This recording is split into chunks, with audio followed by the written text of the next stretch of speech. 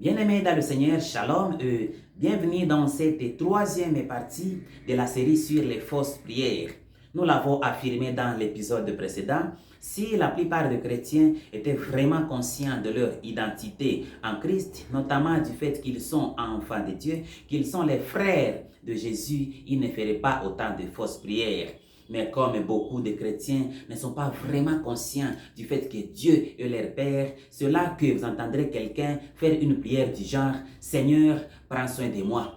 Mais cette prière n'a vraiment pas aucun sens. Parce que quel est cet enfant qui peut venir auprès de son papa en lui demandant de bien prendre soin de lui? Ça voudrait dire que son père est irresponsable. Ça voudrait dire que son papa ne prenait pas soin de lui. Parce que nous savons tous qu'un père responsable prend naturellement soin de son enfant sans qu'on ait besoin de lui demander de le faire.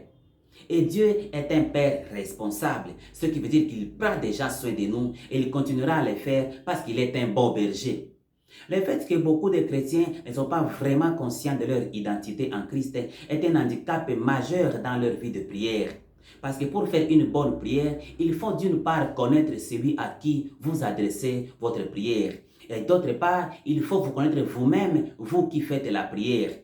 Parce que lorsqu'on ne sait pas qui on est, on ne saura pas non plus ce qu'on a. Lorsqu'on ne sait pas ce qu'on a, on vivra comme si on n'avait rien. Parce qu'il est difficile de jouir d'une chose dont on ne sait pas que ça nous appartient.